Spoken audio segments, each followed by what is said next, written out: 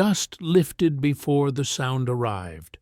Wind rushed low across the valley as the first shadow cut over the ridge, slicing the light in a single violent stroke that sent men diving toward whatever scrap of earth might shield them.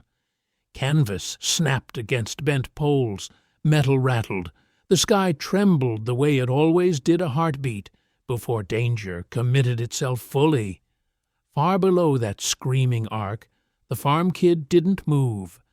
Breath steadied in his chest as if he were listening to something quieter than the engine, something older than fear. Grit stung his cheeks where the wind curled around the tents, carrying the scent of oil and sunburned earth. The others pressed flat into the dirt, bodies tightening against instinct. Yet he stood half-turned toward the ridge, watching how the gusts angled the loose smoke drifting from last night's cook fire. Nothing about the scene made sense to anyone but him. The Zero was already banking hard, skimming low enough for its wake to drag a shiver across the ground. Tools clattered off a workbench as the vibration spread. A medic cursed under his breath while hauling a crate into the shadow of a palm trunk. Somewhere behind them, a radio sputtered, its voice drowned by rising roar. Still the boy watched the wind. He studied the way leaves shifted in uneven ripples, how dust rolled sideways instead of up, how every small motion whispered a truth louder than the approaching dive. That brief shimmer of reflected light on his sleeve hinted at something clutched in his hand, but no one could see its shape before he slipped deeper into the valley's broken edge. Only the wind seemed to follow him, tugging at his collar like a warning pulled tight across the skin, and the sky kept falling. Shadows thickened as the next engine tore through the valley. Air pressure shifted before the men sensed anything else, a low tightening across their ribs that warned of the unseen enemy stalking them from above. Leaves shivered in patterns that no compass could translate, each tremor marking another invisible approach. Even when the sky looked empty, danger circled just beyond the brightness, waiting for a seam in the light to break open. Fear wasn't loud here, it pressed softly, a hand over the mouth of every thought. Few understood how exposed the outpost truly was. The clearing carved into the jungle gave them space to breathe, but it also offered pilots a perfect lane to descend unchallenged. Anti-air guns jammed more often than they fired. Radios sputtered with half-phrases that dissolved before reaching command. Every man lived in the narrow gap between hearing an approaching dive and hoping it didn't carry his name. Survival was little more than timing, and timing belonged to the pilots above. The boy had learned to read threat differently. On the farm, storms announced themselves long before clouds formed. Birds turned in the air in ways that revealed distant shifts no barometer ever caught. Here, the same signs, repeated in harsher tones. Smoke bent unnaturally toward the east. A palm's fronds flattened for a breath, then snapped back as if struck by an invisible palm. The patterns were unmistakable once noticed, though no one else seemed willing to trust them. And the wind carried warnings none of the soldiers wished to hear, shifting through the valley with a restless edge that hinted at forces moving beyond sight, pressing against their nerves with the quiet certainty that the next pass would carve closer than any before on that relentless wind they feared most above them all. Engines faded, just long enough for the men to lift their heads. Humidity clung to the clearing like a second skin, thick enough to taste, the kind that made breath feel borrowed rather than earned. Beyond the tangled perimeter of jungle, the Pacific shimmered in a hard, merciless blue, beautiful from a distance, hostile up close. This outpost had been carved into the landscape with desperation rather than strategy, chosen less for advantage and more for the absence of anything better. Months earlier, command believed the valley too narrow for repeated air assaults. They were wrong. The Japanese pilots learned its contours faster than any mapmaker could redraw them. Each ridge offered a new angle of approach. Each updraft created another unpredictable surge of lift.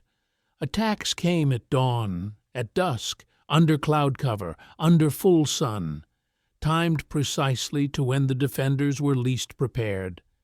The men stationed here were mechanics, scouts, cooks, and clerks, pressed into roles none of them wanted, but all of them understood mattered. The farm kid had arrived with the second supply drop, younger than most, carrying little more than a duffel and the quiet gravity of someone used to open fields. He said little, but the way he watched the sky unsettled even the veterans. While others searched for silhouettes of planes, he focused on how the wind spiraled through the palm crowns, as if the valley itself whispered its own warnings. He had grown up reading seasons in the tilt of a cornstalk or the sudden hush before a hawk's dive. Out here, those instincts sharpened into something else, an awareness not taught in barracks or manuals. The valley held patterns few recognized, yet he sensed them forming again now, a silent alignment that hinted the next strike would come harder, lower, and sooner than any man wished to believe. And the wind tightened its grip.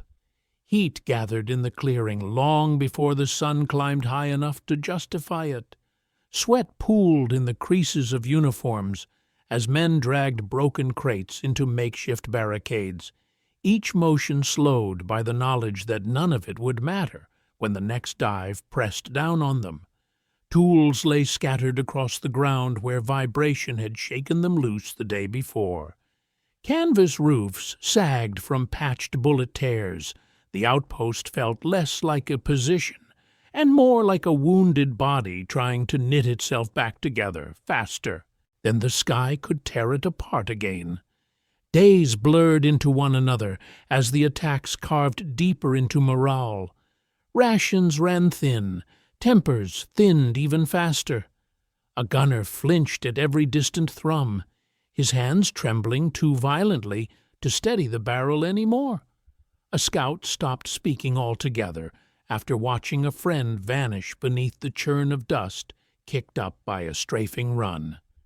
Nights brought no silence, only the soft crackle of tension spreading through the camp like a slow fever. Yet within that grind of endurance, the boy observed what others endured without noticing. He watched how men braced before the engines arrived, how their gazes drifted upward as if waiting for judgment. He noted how the valley narrowed the sound of an incoming plane, turning it into a funnel of echoes that confused even seasoned soldiers.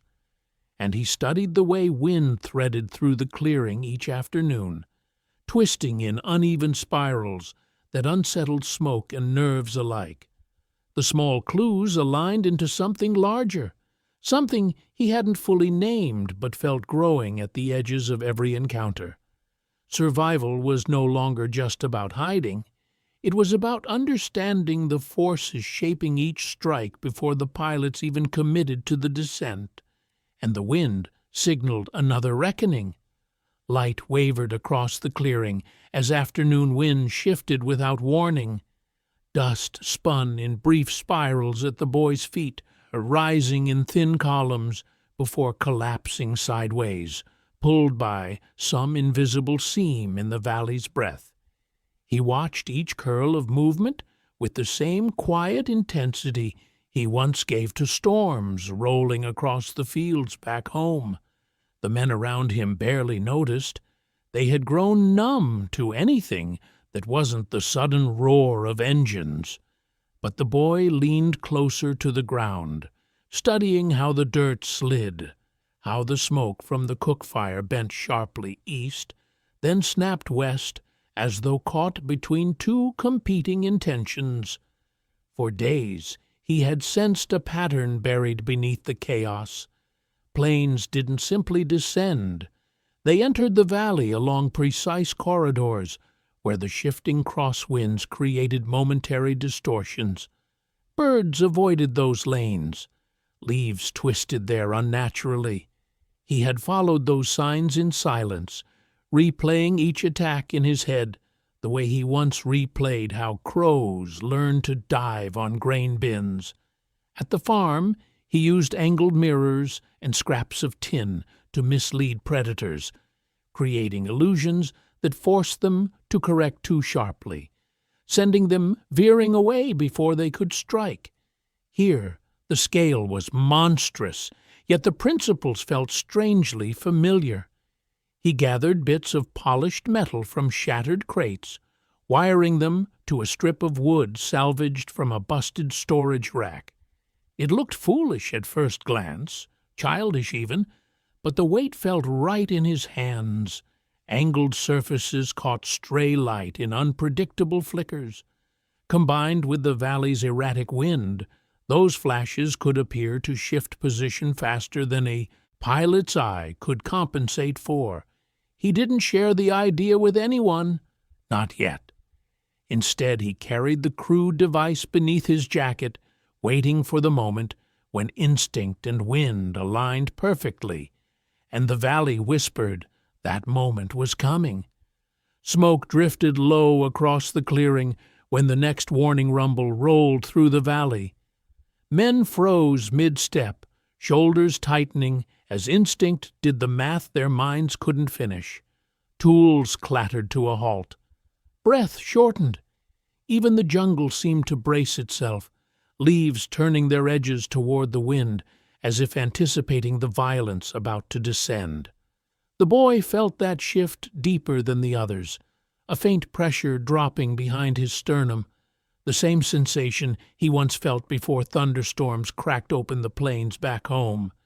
Engines broke over the ridge in a hard downward sweep. The outpost erupted into motion, men sprinting for trenches, medics dragging crates, a gunner scrambling to free a jam that wouldn't clear in time.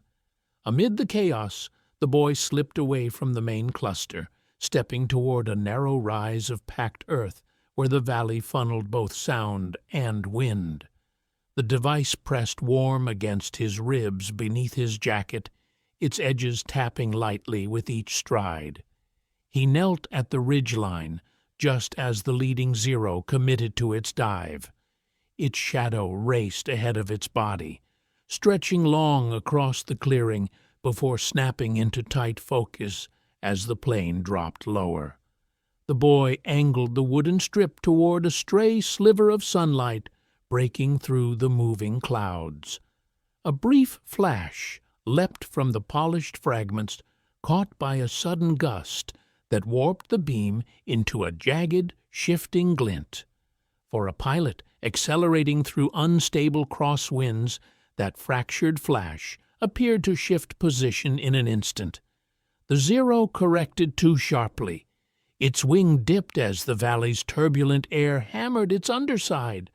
A fraction of a second, a sliver of misjudgment, yet enough to send the aircraft skidding sideways, losing the clean geometry of its descent.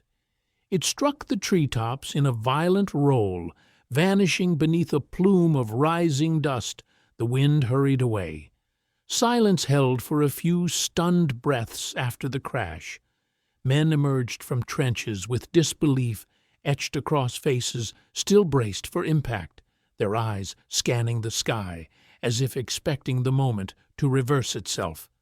No one spoke. Even the medic, who always muttered curses under his breath, stood motionless, watching dust billow upward where the Zero had disappeared. Only the boy kept moving, retreating from the ridge with the device tucked beneath his jacket, steps steady, expression unreadable beneath the wind-tossed hair. Word drifted through the camp long before anyone dared to attach meaning to it. A plane had gone down mid-dive, no gunfire, no lucky angle from a malfunctioning turret. Something had interfered with the approach, knocked the pilot off balance, twisted his path sideways like a leaf caught in a sudden gust. The veterans argued quietly, each insisting the valley's treacherous winds had always been capable of such accidents. Yet beneath their doubts lay a sharper curiosity. Why this dive? Why this moment? Why now? The boy offered no explanation. He returned to repairing crates, to patching tarps, to blending into the background where he felt most at ease. But soldiers watched him now in the corners of their vision, noting how he studied the sky between tasks, how he lingered by pockets of shifting dust as though deciphering messages written in the air. A corporal swore he saw light flicker strangely near the ridge just before the crash, though he couldn't explain what caused it. Rumor drifted beyond the outpost with the next supply run. Nearby units whispered about a trick, a fluke, a moment when nature itself seemed to intervene. Some dismissed it immediately. Others repeated it with uneasy fascination. The idea that a simple flash could bend the precision of war felt impossible. Yet the wind carried the tale farther still. Heat wavered above the clearing as noon pressed down, the air thick enough to distort the edges of every shape. Far off, another patrol of planes prowled beyond the clouds, their engines too distant to draw panic, yet close enough to remind every man that the sky never truly rested. While the others worked in wary silence, the boy stood beneath the shade of a leaning palm, testing the device in the thin shafts of light filtering through the fronds. Each fragment of polished metal caught the sun differently, scattering quick bursts that bent and broke in the wind's uneven grip. The flickers didn't travel in straight lines. They twisted, elongated, split apart, like reflections seen on rippling water. Only later would the mechanics understand what the boy grasped instinctively. Pilots relied not just on instruments, but on the delicate interplay between eye and angle, especially in low-altitude dives. A sudden glint could appear as a fixed point, a reference to gauge descent. But if that point shifted erratically, warped by crosswinds or bent by uneven flashes, the pilot's brain would compensate instinctively, adjusting the dive path in fractions of a second. In stable air, those corrections meant little. In the valley's turbulent corridor, they became catastrophic. The boy didn't articulate physics. He felt them. The way a gust bucked against his shoulders told him where the turbulence deepened. The tilt of drifting smoke revealed pressure differentials no chart recorded.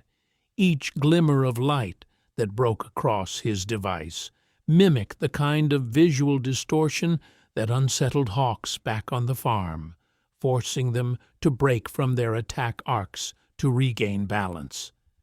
The valley, with all its chaotic wind, amplified that distortion tenfold. What he held wasn't a weapon. It was a lever, small, primitive, deceptively simple, capable of turning nature's restlessness into miscalculation at the speed of instinct. And the wind, restless as ever, waited for its next chance to tilt the odds.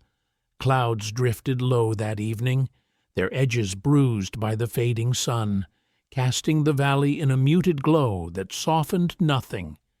Men gathered in small clusters near the trenches, speaking in quieter tones than before, each retelling of the crash shaped by the fear and awe that lingered long after the dust had settled.